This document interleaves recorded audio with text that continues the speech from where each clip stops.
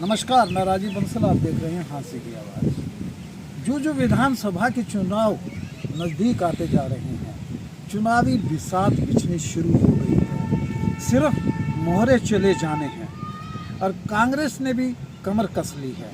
लोकसभा के बाद कांग्रेस क्या गुल खिलाएगी? आज हमारे मेहमान हैं योगेंद्र योगी जी, जो पूर्व में केस कला बोर्ड के चेयरमैन भी रहे कांग्रेस में और हुड्डा साहब के बहुत नज़दीक माने जाते हैं। तो आइए इनसे एक बेबाक बातचीत करते हैं। क्या लोकसभा का वो टेम्पो विधानसभा में भी रिटेन होगा? क्योंकि मुख्यमंत्री बदल दिया है बीजेपी ने और ओबीसी मुख्यमंत्री नायब सैनी जी आ गए हैं, जो रेवड़ियाँ बांट रहे हैं। बहुत कुछ दिया है 3 महीनों के अंदर। तो आप क्या कहना चाहते हैं? जी नमस्कार। सबसे पहले हास्य की आवाज़ के सभी दर्शकों को मेरी राम राम। और मुख्यमंत्री जहाँ तक बदलने की बात थी वो तो लोकसभा चुनाव से पहले ही बदल गई थी। शायद अब याद आई है ओबीसी की भाजपा को। जिस ओबीसी ने भाजपा को सत्ता में लाने का काम किया, उसी बीजेपी सरकार ने उसी ओबीसी के ऊपर सबसे ज़्यादा अगर कुठाराघात किया तो वो ओबीसी के ऊपर ही किया।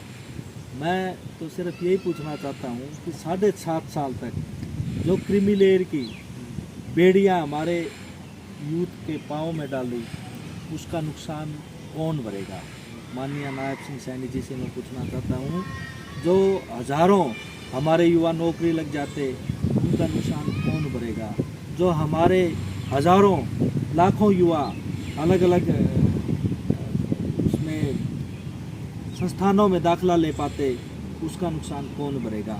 और सबसे बड़ी बात, आपने जैसा प्रश्न किया उसका मैं एक लाइन में अगर बोलूं तो लोकसभा में आप और विधानसभा में साफ। लोकसभा में आप और विधानसभा में साफ। लोकसभा में आप यानी कि 5 सीटें हमारी आई हैं और विधानसभा में साफ जीरो कर देंगे। ऐसे कैसे कर देंगे जीरो कि नायब सैनी जी बहुत कुछ दे रहे हैं, पंचायत में सरपंचों को दे दिया और दे दिया, बहुत कुछ अब दे रहे हैं। क्या ये भरपाई कर पाएंगे? इतना बड़ा छेद जो कर गए हैं मनोहर लाल खट्टर जी, उसमें रफू करने का काम कर रहे हैं। ये लगता है रफू हो जाएगी। देखिए, जब जनता एक मन बना चुकी है और जनता पूरी तरह से इनके जो व्यवहार रहा, कभी कर्मचारियों को लाठियों से पीटा गया, कभी आंगनवाड़ी वर्करों को, कभी आशा वर्करों को, कभी सरपंचों को, कभी पंचायत अन्य प्रतिनिधियों को, मैं बताऊं कि हर वर्ग जो है ना वो इनसे दुखी हो चुका है। और अब ये जैसे हरियाणवी में बोलते हैं ना, थूकों का बंद लगाने का प्रयास कर रहे हैं, लेकिन थूक से बंद लगेगा नहीं। हरियाणा मांगे हिसाब। तो ये एक यात्रा दीपेंद्र जी की चली, अब शैलजा जी भी चला रही हैं। दोनों तरफ से यानी कि घेरने का कोशिश की जा रही है। तो कैसा लगता है कि क्या बीजेपी और यानी कि रेवड़ियाँ बांट रही है, इससे बात आ जाएगी ना? नहीं, अब तो समय जा चुका है। अब तो हरियाणा की जनता ने एक मूड बना लिया है। जिस प्रकार से हमारा अभियान चला है कि भाजपा सरकार से हरियाणा मांगे हिसाब, वो हिसाब लेंगे कि क्यों हमारी बेटियां सड़कों पर घसीटी गई, वो हिसाब लेंगे क्यों हमारे पंचायत प्रतिनिधियों को, सरपंचों को क्यों लाठी और प्राणी की बौछारें मारी गई, क्यों ओपीएस लागू नहीं की गई, क्यों पिछड़ा वर्ग का जो क्रिमिनल का 7.5 साल तक कुठाराघात किया, ऐसा क्यों किया? और बहुत सारी बातें हैं जिनका हिसाब लेने के लिए पूरा हरियाणा तैयार है। अभी आपका मैनिफेस्टो आना बाकी है, लेकिन मैं कल ही देख रहा था कि पार्लियामेंट के अंदर दीपेंद्र हुड्डा बोल रहे थे बीसीए के बारे में कि बीसीए की जो है रिजर्वेशन हो या उनको प्रतिनिधित्व तो बहुत कम मिलता है विधानसभा में भी और लोकसभा में भी, क्योंकि इनकी संख्या कम है, लेकिन बीसीए को प्रतिनिधित्व मिलना चाहिए। क्या आपसे इत्तेफाक करते हैं इस बात को? बिल्कुल। मैं अगर सही रूप से कहूँ तो सामाजिक न्याय की लड़ाई लड़ने वाले दीपेंद्र हुड्डा जी हैं और उन्होंने सड़क से लेकर संसद तक लड़ाई लड़ने का काम किया। चाहे वो क्रीमी लेयर की बात थी, चाहे वो जो पिछड़ा वर्ग के लिए अलग अलग योजनाएं चलाई गई थी कांग्रेस सरकार में चौधरी भूपेंद्र सिंह हुड्डा जी के शासनकाल में उन योजनाओं को जो भारतीय जनता पार्टी ने बंद करने का काम किया, उनके बारे में अगर किसी ने मांग उठाई तो दीपेंद्र हुड्डा जी थे। इसके अलावा जब वो राज्यसभा में थे तब भी उन्होंने इसी प्रकार की मांग उठाई थी कि जो शोषित और वंचित जो जातियां हैं, खासकर मैं कहूँ तो जो कामगार लोग हैं, इस देश के निर्माण में अगर सबसे ज़्यादा किसी का योगदान है तो उन कामगार लोगों का है, BCA के लोगों का है, अति पिछड़ा वर्ग के लोगों का है, जो हाथ का काम करने वाले लोग हैं, चाहे उसमें खाती हो, जिस प्रकार हम बोलते हैं जांगड़ा, खाती, कुमार, कश्यप और नाई, धोबी, तेली, मनियार, जितनी भी जातियां हैं, इनको अगर हम हरियाणा का परिदृश्य देखें तो आज तक टोटल 1148 विधायक बने हैं। उन 1148 विधायकों में केवल 30 विधायक जो है वो BCA के बने हैं। सोचने वाली बात है। 1966 में हरियाणा प्रदेश का गठन हुआ था, आज तक 30 विधायक बने हैं और लोकसभा का सदस्य तो कोई आज तक बना ही नहीं है। अच्छा।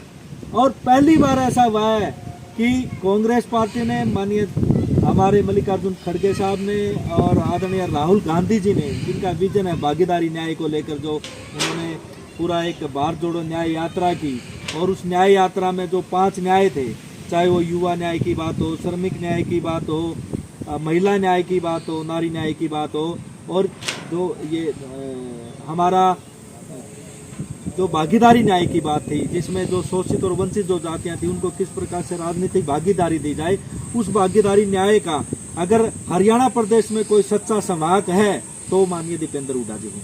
अब बहन शैलजा जी आएंगी 10 तारीख। दीपेंद्र जी का दौरा हो गया है, अभी मोहनखेड़ा में था, कल परसों दौरा था, वहाँ से भी हो गया है। क्या इनकी दोनों का प्लेटफॉर्म और इनकी जो इच्छा शक्ति है कि वो बीजेपी को हराने की है, या आपस में एक दूसरे की प्रतिस्पर्धा है कि भी कौन मुख्यमंत्री बने?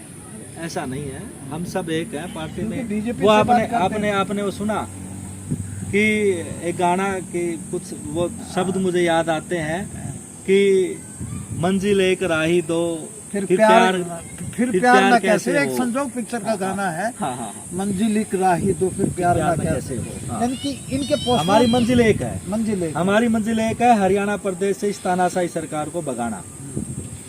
अब उनके पोस्टरों पे उदयवान जी का, प्रदेश अध्यक्ष का, और नेता प्रतिपक्ष भूपेंद्र हुड्डा जी का भी पोस्टर लगना लगे। सब अपने अपने सदर पर, सारे कांग्रेस के नेता जो है कांग्रेस की नीतियों को आम जन तक पहुंचाने का काम कर रहे हैं। और माननीय बहन कुमारी शैलजा जी हमारी कांग्रेस पार्टी के वरिष्ठ नेता हैं, वो भी अपने हिसाब से लगे हुए हैं। हाँ बिल्कुल, वो उत्तराखंड के प्रभारी भी हैं और हमारे सम्मानीय नेता हैं। और चौधरी भूपेंद्र सिंह हुड्डा जी CLP के लीडर हैं, चौधरी उदयवान जी हमारे प्रदेश अध्यक्ष हैं, माननीय दीपेंद्र हुड्डा जी इस प्रदेश को, पूरे यूथ को जोड़ने का काम कर रहे हैं। और मैं कहता हूँ सारे अपने अपने हिसाब से सब लोग कांग्रेस पार्टी को मजबूत करने में लगे हुए। भ्रष्टाचार, यानी कि बीजेपी भ्रष्टाचार मुक्त की बात करती है, बिल्कुल नहीं है बीजेपी के अनुसार। देखिए, मैं तो बाजार में करीबन जो हमारे हरियाणा मांगे, डोर टू डोर भी जाते हैं। हरियाणा मांगे हिसाब अभियान को लेके जो भी हमारी भाजपा सरकार से क्या शिकायतें हैं और कांग्रेस का जो मैनिफेस्टो बनने वाला है उसमें आप लोगों के क्या सुझाव हैं, इन सब बातों को लेके हम डोर टू डोर अभियान करीबन 10-15 दिन से चलाए हुए हैं। जब से दीपेंद्र हुड्डा जी आए हैं उससे पहले से हमने ये अभियान शुरू किया था।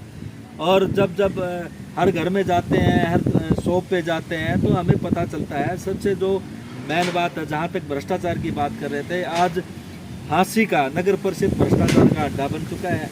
और उसमें मैं तो सीधा कहूँ तो उसमें यहाँ के प्रतिनिधि जो हमारे कर रहे हैं आज विधायक जी, सब सारे के सारे उन्हीं के ऊपर उंगली उठाते हैं क्योंकि जिम्मेवारी उनकी बनती है। ये थे योगी जी, जो अपने आप को नाई लिखने में गुरेज नहीं करते हैं, एक पूरा विजन रखते हैं और छोटे स्तर से उठ के आज राजनीति में एक अच्छे पायदान पे पहुँचे हैं। इनसे हमने बेबाक बात की है और जैसा BCA के समाज से ताल्लुक़ भी रखते हैं और इनकी आवाज़ दीपेंद्र हुड्डा जी ने सांसद में उठाई है संसद में, तो देखते हैं आगे क्या बनता है। लेकिन वही गाना मैं फिर दोहरा रहा हूँ, मंजिल राही दो, फिर प्यार न कैसे हो। शैलजा जी चल रही हैं उधर, दीपेंद्र जी हिसाब मांग रही हैं उधर, बीजेपी भी कांग्रेस से हिसाब मांग रही है ईडी के माध्यम से, क्योंकि इनके MLA ईडी की रेंज में, रडार में आ चुके हैं। देखते रहिए हाथ से आवाज़। वोट किस करोड़ बैठेगा ये आने वाला समय बताएगा। इसी तरह हम राजनीतिक फिगर्स का इंटरव्यू आपके सामने देते रहेंगे। इस वीडियो को ज़्यादा से ज़्यादा शेयर कीजिए, हमारे पेज को फॉलो कीजिए और कमेंट सेक्शन में जाके बताइएगा कि BCA के ये योगी जी जो सैनी हैं, सैन समाज से हैं, अपने आप में नाई लिखते हैं, क्या कर्पूरी ठाकुर की प्रतिमूर्ति लगती है या नहीं लगती है, ये हमें कमेंट बॉक्स में कमेंट जरूर कीजिए। नमस्कार, फिर मिलते हैं एक ऐसी personality. Thank you very much.